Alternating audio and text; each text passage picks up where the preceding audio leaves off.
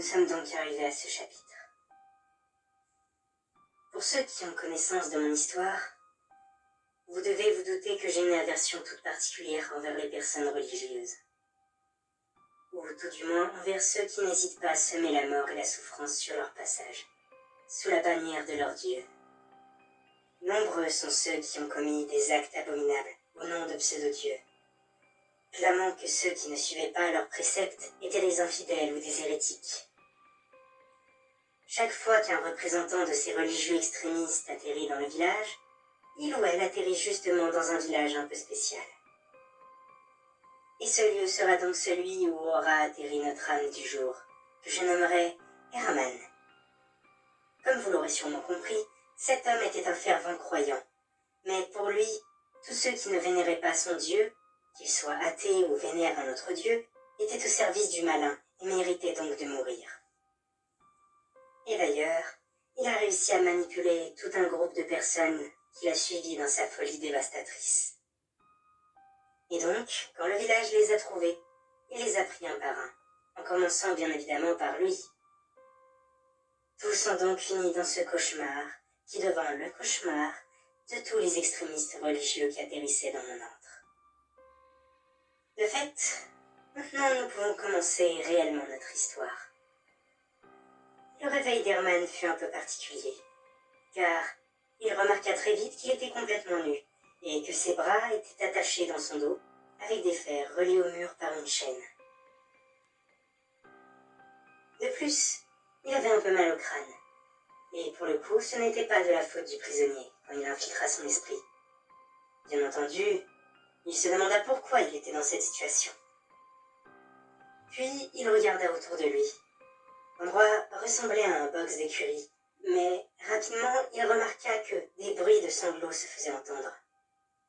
Il demanda s'il y avait quelqu'un, et au bout de quelques secondes, il entendit « Tiens, le nouveau est réveillé.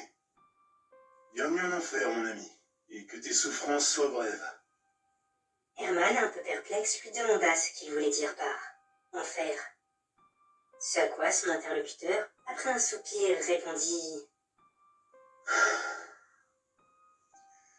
En gros, ici tu es dans ce que les habitants appellent le village des pêcheurs. Un endroit où les gens vont un culte aux 7 péchés capitaux et vivent en suivant les préceptes suivants. Seule ta personne compte, alors garde ce qui t'appartient. Prends ce qui te fait envie, supprime ce qui attise ta colère. Complais-toi dans le péché et la jouissance, que ta faim soit insatiable et évite les efforts inutiles. En fait, les habitants s'en prennent aux marchands, voyageurs et autres personnes qui passent non loin de leur village. Ils les capturent, dérobent tout ce qu'ils ont avec eux ou sur eux, et les réduisent à l'état d'esclaves. Bien sûr, Herman n'en croyait pas ses oreilles. Un sentiment de peur, de colère, de révolte et d'incompréhension l'envahirent dès lors. Il demanda à l'inconnu ce qui allait lui arriver, et il eut comme réponse Actuellement, tu es comme tous ceux qui sont ici, un esclave. Travaux physiques, souffre-douleur ou esclave sexuel, ton calvaire du jour sera choisi en fonction de ce que la personne qui te loue voudra faire de toi. Et si tu finis par ne plus être utilisable du tout pour quoi que ce soit, ils te tueront et tu finiras dans le garde-manger, où ton corps attendra de se faire cuisiner et dévorer. Soit dit en passant, pour certains, la mort semble plus attractive que tout le reste. Personnellement, même si c'est clairement pas une partie de plaisir tous les jours, j'ai bien trop peur de mourir. Puis, je veux pas servir de nourriture à ces dégénérés. Les sentiments que Herman ressentait alors se renforcèrent de plus belle. Et il avait envie de vomir, en imaginant ce qui l'attendait. Et suite à ça, les heures défilèrent. Les personnes rentraient dans l'écurie qui leur servait de prison, et comme s'ils n'étaient que des animaux, ils en choisissaient et les emmenaient. Certains esclaves pleuraient et suppliaient de les libérer, ou même de les tuer. Puis finalement, ce fut au tour d'Herman d'être choisi.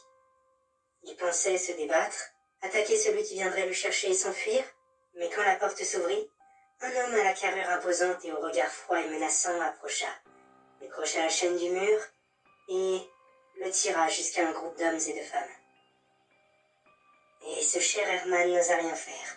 Il sentait que s'il tentait quoi que ce soit contre ce colosse, il échouerait et souffrirait pour rien. Alors, résigné, il suivit le groupe. En sortant de l'écurie et durant tout le trajet qu'il fit avec le groupe, il vit des gens se battre, se droguer, boire ou même coucher ensemble, et ce, même en pleine rue à la vue de tous. Certains même invitant les passants à les rejoindre. Autant dire que le village portait plutôt bien son nom. Et puis le groupe et lui arrivèrent dans une petite maison. Une fois entrés, ils emmenèrent Herman dans un genre de sous-sol, et le placèrent et l'attachèrent dans un pilori. Et malheureusement, je vais devoir être plus explicite que d'habitude sur ce qui va suivre. Donc, une fois sur le pilori, les femmes du groupe commencèrent à le toucher de diverses manières et à frotter leur corps contre lui. Et jusque-là, même si ce n'était pas tout rose, son supplice lui semblait plutôt supportable, voire agréable. Tout du moins, jusqu'à ce qu'elle commence à s'amuser à enfoncer des choses toujours plus grosses dans l'anus de celui-ci. Ce qui lui provoquait de vives douleurs. Il savait qu'il n'avait pas du tout l'habitude de ce genre de pratique, et les femmes y allaient comme des sauvages, et avaient l'air de prendre leurs pieds à l'entendre crier de douleur, tout en continuant de le toucher et de manipuler son corps. Et ça dura pendant presque 1 heure, avant qu'elle ne se lasse et qu'elle laisse la place au groupe d'hommes, après avoir dit qu'elle l'avait bien préparé pour la suite. Autant vous dire que son arrière-train, et pas que, ont pris sacrément cher durant l'heure qui a suivi.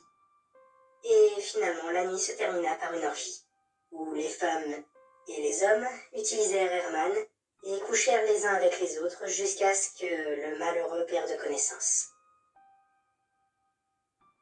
À son réveil, il était à nouveau dans l'écurie.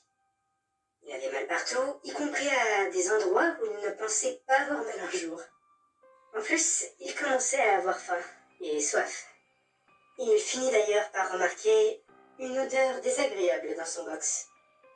Et en regardant l'origine de cette odeur, il vit une espèce de mangeoire, comme pour nourrir les porcs, remplie d'une bouillie dont l'odeur était aussi infâme que l'apparence. Il demanda à voix haute « Qu'est-ce qu'il y a dans la bouillie ?» Et il entendit une voix familière lui répondre « Mieux vaut pas que tu saches.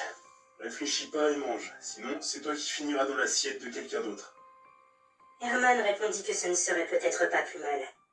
Et son interlocuteur lui répondit qu'il lui déconseillait de se laisser mourir de faim, mais qu'il faisait ce qu'il voulait.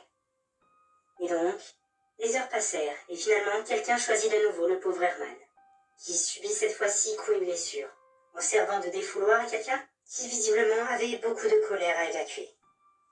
Il espérait d'ailleurs que la personne finirait par le tuer à force de le frapper. Mais il finit simplement à nouveau inconscient et le corps meurtri. Le jour suivant, il était trop mal en point pour être utilisé, et il espérait que quelqu'un viendrait le récupérer. Mais cette fois pour mettre fin à ses souffrances. Mais 2 pauvres nuits de calvaire n'allaient pas suffire à le punir pour ce qu'il avait fait. Alors, quand la porte s'ouvrit, il vit le colosse qui venait le chercher à chaque fois pour le donner aux gens qui le louaient, et alors qu'il se voyait déjà libéré de ses malheurs, l'homme l'attrapa par la peau du cou et lui enfonça la tête dans sa bouillie, et le força à manger la dite bouillie de force, lui enfournant lui-même dans la bouche. Le goût était aussi infâme qu'il l'imaginait, et une fois son repas terminé, il entendit la voix familière lui dire « Je t'avais prévenu de ne pas te laisser mourir de faim. Ils te laisseront pas partir aussi facilement. » Herman n'eut guère envie de lui répondre, et essaya de se reposer, la rage au ventre, avec en plus une envie de vomir. Mais s'il vomissait, il avait peur que l'autre brute revienne.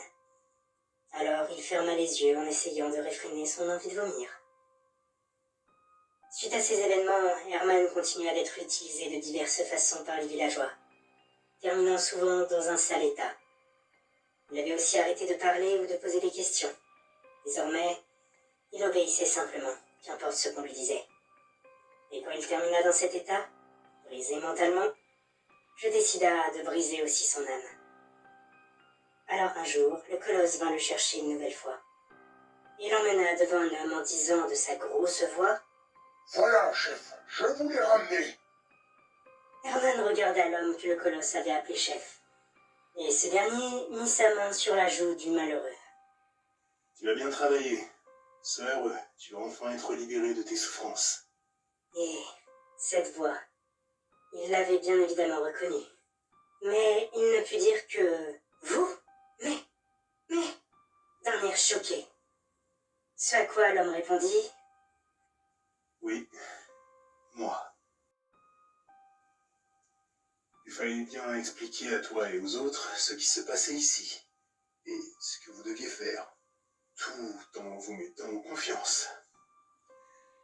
Mais, tu sais quoi? Vu que je t'apprécie, même si t'es pas encore tout à fait inutilisable, je vais te libérer de tes souffrances.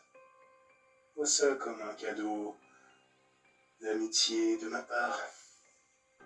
Et alors que Herman allait l'insulter de tous les noms, il sentit quelque chose de froid passer sur sa gorge, puis quelque chose de chaud couler de celle-ci, et une douleur. Le colosse venait de lui trancher la gorge. Il s'écroula donc en se vidant de son sang, maudissant ce village, ses habitants, et l'homme qui l'avait trompé durant tout ce temps.